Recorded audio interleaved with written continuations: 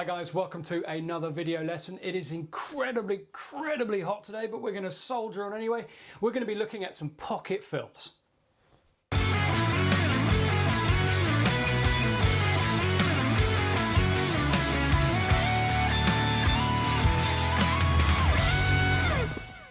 Okay, so it's incredibly hot, as I said. It's an absolute sauna in the studio today, so apologies if I go pink over the course of this video, but we'll do our best regardless. So pocket fills, well, we know what fills are. They're something that fill in a gap in between grooves in the music. That's fine. We've tackled those lots of times before.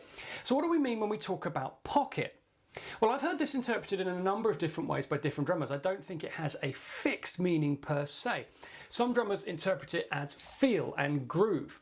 Others interpret it a little bit more loosely in terms of how much you groove compared to how much you fill. So less about the fills and the flamboyance and more about keeping it tight and keeping it simple and maintaining that groove all the way through. For me, I think it's a bit of both. It's about laying down a really solid, tight groove and not overdoing it with anything else. So sticking to that idea. All right then, so that's pocket more or less. So what are pocket fills? It seems to sort of fly in the face of what I just said. Pocket fills are basically fills that use the same components or the same bits as a groove. So cymbal, snare and bass drum. Today we're going to be using the hi-hat, the snare and the bass drum, but you could just as easily do these on the ride as well. Probably steer clear of the crash cymbal, probably a bit too loud and a bit too in your face for what we're looking for. But hi-hat, ride cymbal, that's what we're going to be using today. Pocket fills also use all of the notes available. So for a quaver groove, for example, there are 8 notes in that groove, 1 and 2 and 3 and 4 and.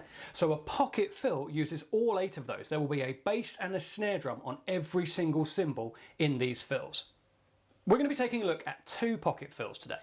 I'm going to play the first one for you now at 70 beats a minute, and then we'll break it down and work out exactly what's going on. Here it comes.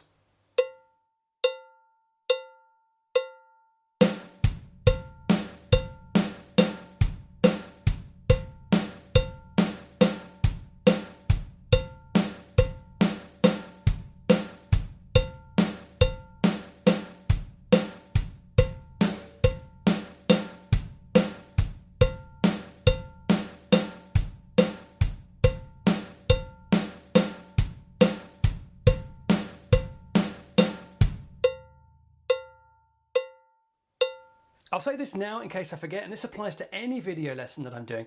I'm playing something at a certain tempo in the lesson. You do not need to start there. If you need to slow it down, go away, work on it at a slower tempo, and then come back and join in with me, that's fine. I didn't learn this stuff at this tempo either. I started way back. Today we're doing this at 70 beats per minute. I started way back, as I said, 45, 50, and then going up in stages. That's absolutely fine. If you can do it at 70, great. Join in with me, play along with video, that's brilliant. If you can go faster, great, push yourself, go as fast as you can. But if you need to pause the video and go and spend some time practicing this, that's fine as well. Don't worry about that, go for it. Pause the video at any point and go away and practice this stuff at a slower tempo. Sorry, went on a bit there, but that was really important. So let's get back to our pocket fill. We're going to look at the first half of that fill. First half is a good place to start. So we're going to look at the 1 and 2 and then I'm going to rest 3 and 4, and I'm going to go round and round in a loop. The pattern is snare, bass, bass, snare. And there's a hi-hat on every single one of those. Really important here that we don't end up with flammy sounding snares and hi-hats and basses and hi-hats as well. What do I mean by that? It's where they don't come down together. So you get this sort of uneven sound between your hands or your hands and your feet. You want to keep them at exactly the same time. We call that playing in unison. So here we go. First half of the bar, 1 and 2 and I'll play it round and round at 70 beats per minute.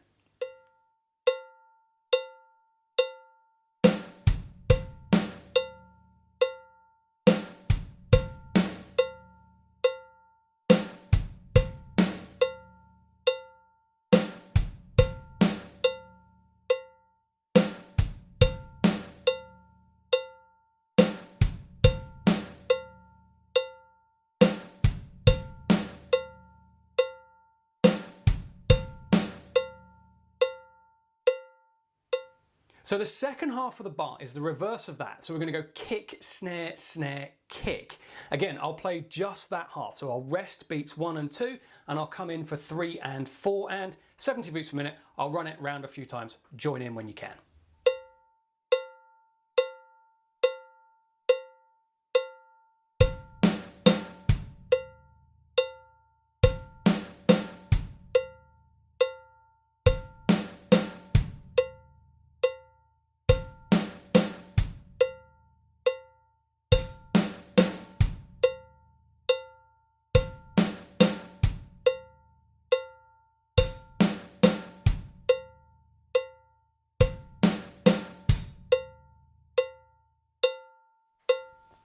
Right, so let's put both of those halves back together and complete our pocket fill.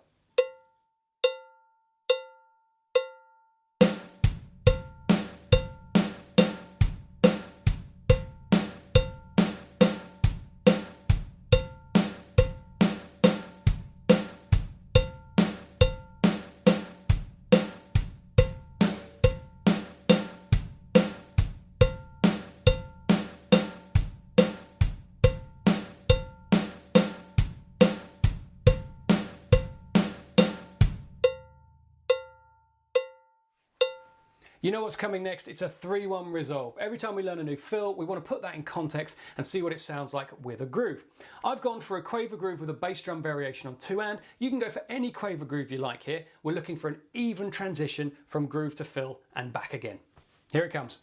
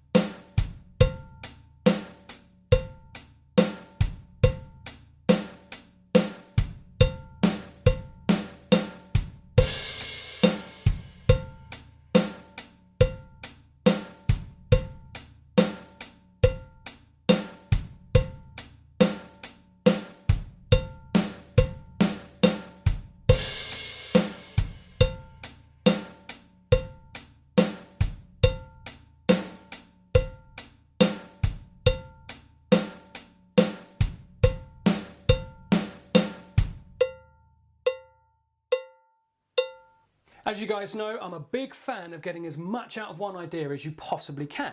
So we're going to take this pattern that we just played. We played snare, kick, kick, snare for the first half, and then kick, snare, snare, kick for the second half. Well, we're going to turn that round. So we're going to put that kick, snare, snare, kick at the beginning, and the snare, kick, kick, snare at the end. So we're swapping the parts round. I'll play the first part as it is now for you. 1 and 2 and then I'll rest 3 and 4, 70 beats per minute, round and round. You get the idea. We've done this before. Here it comes.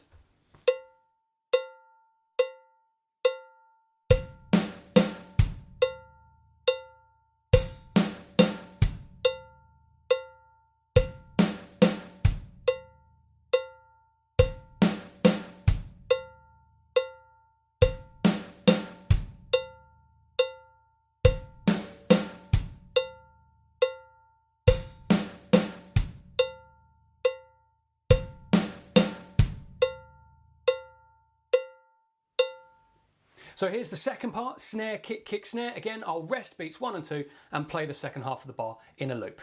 Here we go.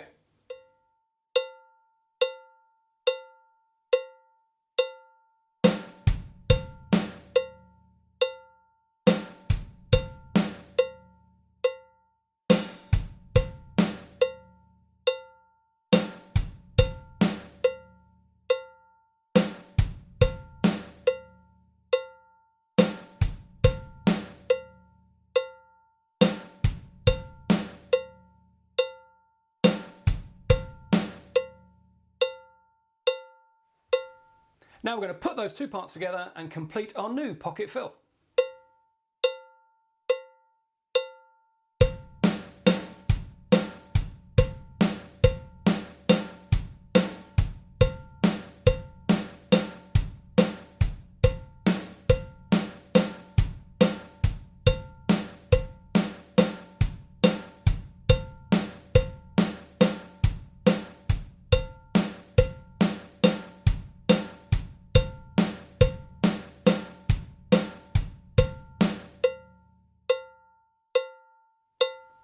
Yep, you guessed it, let's put that one in a 3-1 resolve as well. I've kept the same quaver groove as last time, but as I said, feel free to change that if you want to.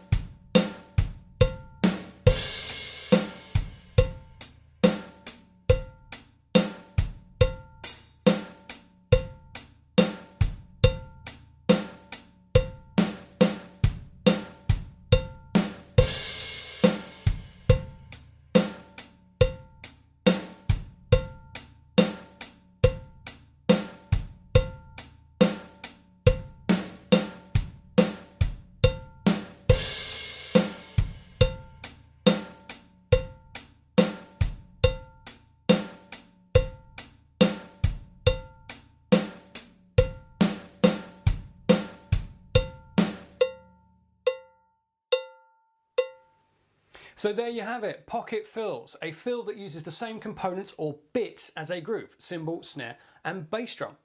We've been doing our pocket fills on the hi-hat today. Why not try moving them over to the right, see what they sound like there. We've been playing our pocket fills exclusively in 8th notes, which is fine. That's normally how you'll hear these played. If you're feeling brave and up for a challenge, why not try shifting the snare and bass drum pattern into 16th notes? As with all of the stuff that we look at in these lessons, this is a starting point. This is the platform for you to move on. I've shown you 2 ways that you can create pocket fills by basically filling the bar up full of snares and bass drums on every quaver.